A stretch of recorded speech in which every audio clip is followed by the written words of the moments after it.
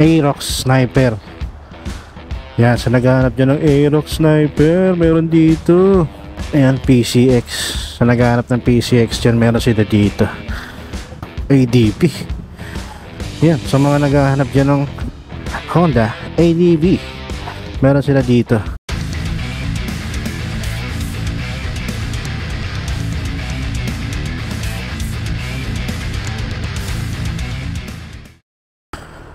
What's up mga karepo? Yan, welcome kayo sa panibago kong motovlog. Alright, so this time, ngayong araw na to, eto, nakikot ako, maghahanap ako ng repo para may pakita sa inyo. Today is Monday, no? Ayan, rest day ko, day off ko ngayon. So medyo tinanghali na rin. Kaya hapon na ako mag-iikot. Ang bala ko isang umaga dapat. Yung problema, hindi ako nagising ako maaga, kaya lang inantok ako, nakatulog ulit ako. Diba? Pero yan, at least, diba, nakalabas tayo ngayon. Yan, mag-update ako. So maghahanap ako ngayon. So bandang Caloocan tayo hahanap ng motorsiklo. Alright, so samahan niyo ako. Medyo makulimlim ang langit, sana wag umulan. Kung uulan ka man, sana mamaya kapag nasa bahay na ako at nakauwi na. So nga pala, magpasalamat mga karepo sa Kobe. Yan.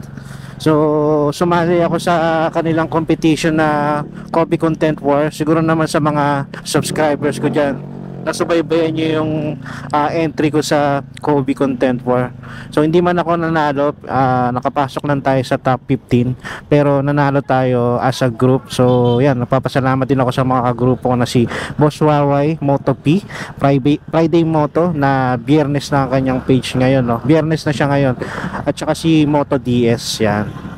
So nagpapasalamat ako sa mga grupo ko kasi di naman namin ako yung price na yun, kundi rin dahil sa kanila, sa effort nila, no. Alright, so yan, magpapasalamat ako sa bumubuo ng Content War, no, sa Kobe. Kala Sir Waki, yan, kala Ma'am Rixa, yan, sa mga tao sa likod ng Content War na yun, no. Tsaka sa mga sponsor nila katulad ng Guanson, sa Makina, yan, si Makina ang nagpalabas ng mga content namin, no. So yun, sa Primax, yan, sa mga so isa sa mga sponsor din. Alright, so yun, sa mga hindi pa nakakapanood ng awards night ko, yan, hanapin nyo lang dyan. Medyo wala pa nakakapanood masyado, no. So yan, para mapanood nyo rin, yan, lalagay ko dyan yung panoorin nyo yan, yung awards night namin sa Kobe. Motor Trade Abad Santos, may mga repo rin sila dito. Check natin yung mga repo doon. Tingnan natin kung ano yung makikita natin.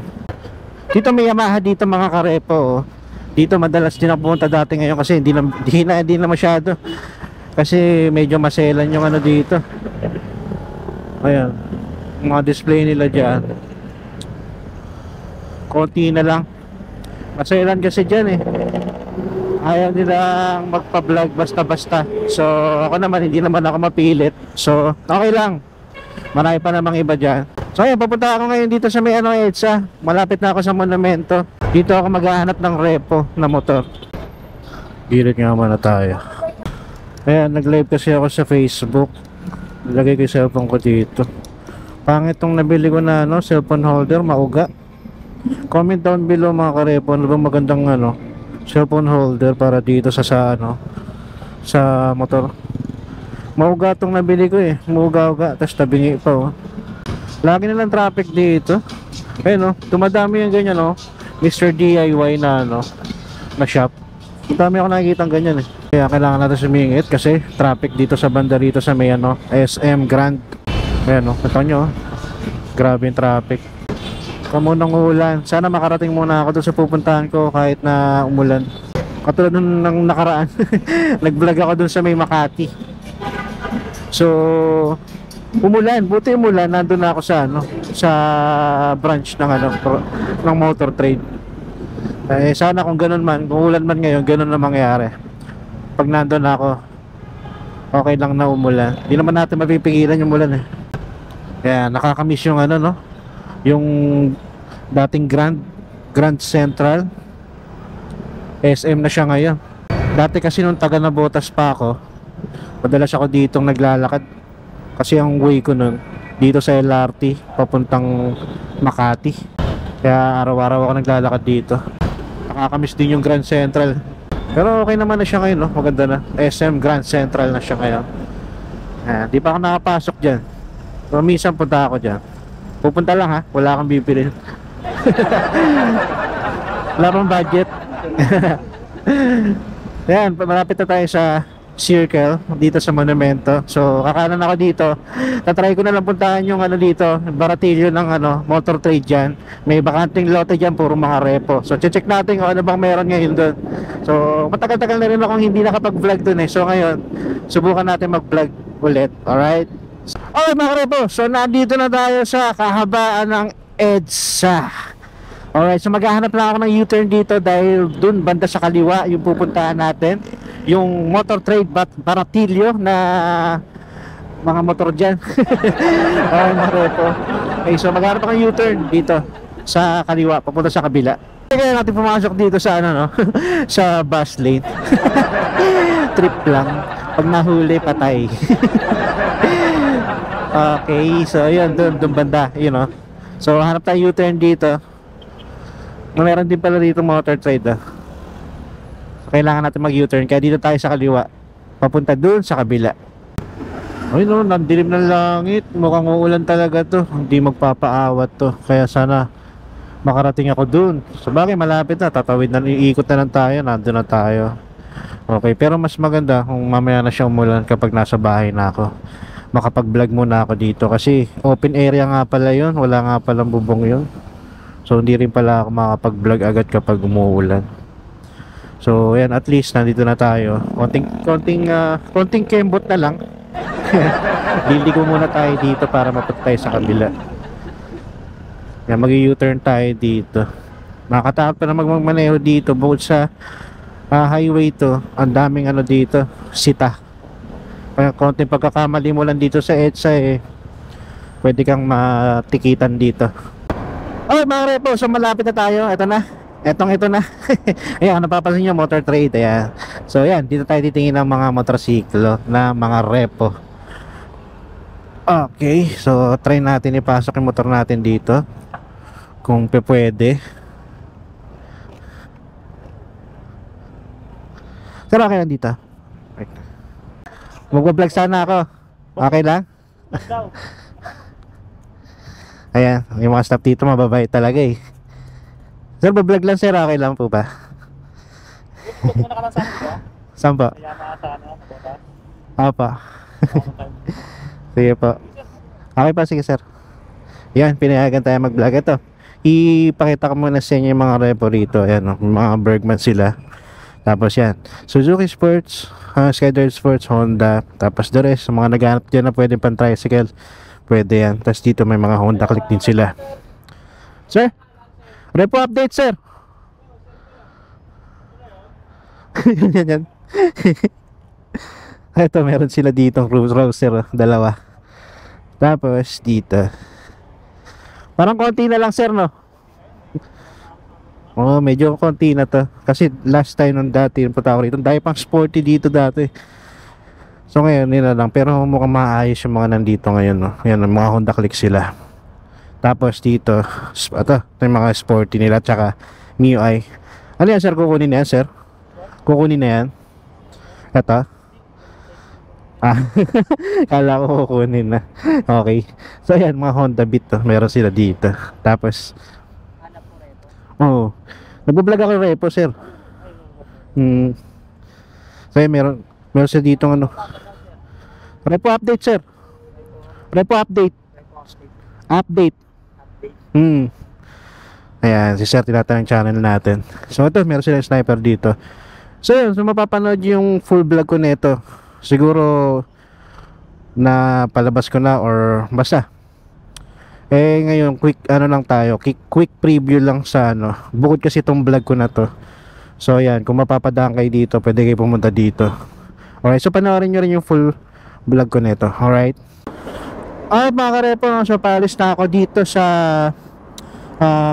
motor trade dito sa baratilyo nila, sa Bacanting Lote. So panoorin nyo na lang yung vlog ko dito. Thank you so much. So, panoorin nyo na lang mga karep yung full video ko nun. So, hindi ko siya sinabay dito sa vlog ko ngayon. Binukod ko siya ng vlog, no? So, try pa natin siguro, ano. Try ko pa, medyo maaga pa naman. Subukan ko pa maghanap ng repo. Tingnan natin makakita pa tayo, no? Sa way natin na pauwi. Okay. So medyo rush hour na, kaya kung mapapansin nyo, napakarami na ng sasakyan, nagkakos na ng traffic. Wow, traffic. Dito mga karepa, may motor trade dito banda sa Grace Park. Ayan, dito nagpupunta rin ako dito madalas. So kagagaling ko lang din dito eh. Pero yan oh, kung mapapansin nyo, meron sila ditong Aerox. Kaso magsasarado na sila. Anong oras na ba? Hindi ko na alam kung anong oras na eh. So yun, meron din silang PCX. Wow. Ayan, sa mga naghahanap dyan ng ano, ng Sniper Aerox 155, meron sila dito. Meron silang version 3 na wow, babayin natin to.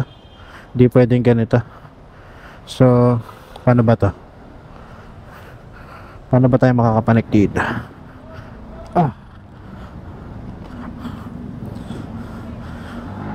Panikin natin to.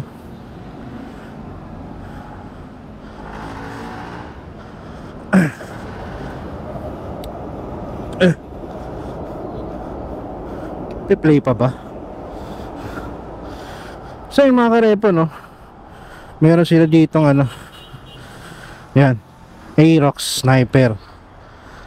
Yan, sa naghahanap dyan ng Aerox Sniper, meron dito.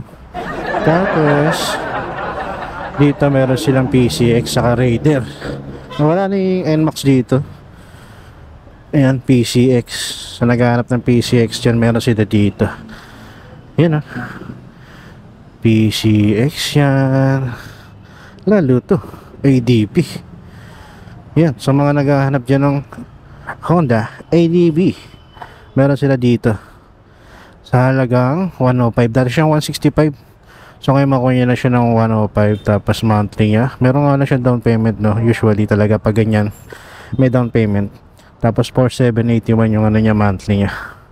May konting issue siya dito. Pero yan, sa mga naghahanap dyan ng ADB. So the rest, yan lang i-repo nila. So hindi ko na siya bababayin ngayon. I mean, hindi ko na siya i-vlog pa. So ito na yung pinaka-vlog ko dyan. So yan, ilalagay ko dito sa ano, sa description yung full address nila mga karepo. Meron akong kopya ng ano nito, address saka number. Yan, para sa sakali kung gusto nyong ano, kung gusto nyong makuha. Kung gusto nyo meron kayong nagustuhan dito, pwede nyo silang kontakin or puntahan dito ang thumbnail.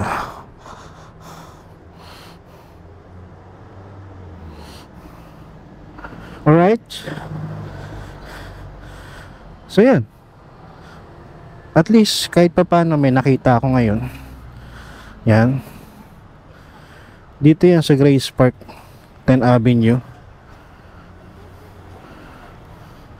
Yan, so yan, mayroon akong rason para umuwi. At least may napakita ako sa inyo dun sa may EDSA, tsaka dito sa may Grace Park 10 Avenue. Alright, so ilalagay ko na lang dyan yung address nila sa description at sa comment section. Alright, so sa mga karagdagan na katanungan dyan, at wag kasi yung iba, ako ang kinokontak, eh mas maganda na dumirekta na kayo sa kanila kasi mas maasikaso nila kayo.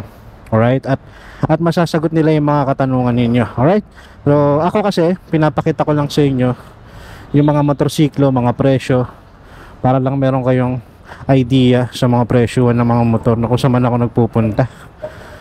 Ayan, so bali ngayon pauwi na ako. Alright, so yun mga karepo, no, maraming salamat sa umabot dito sa punto na to. So, yan. Thank you Lord, hindi umulan. Maraming salamat, hindi niyo ako hinayaan na mabasa. So, baka siguro mamaya pag-uwi. So, hanggang dito lang mga krepo. So, that's it for today.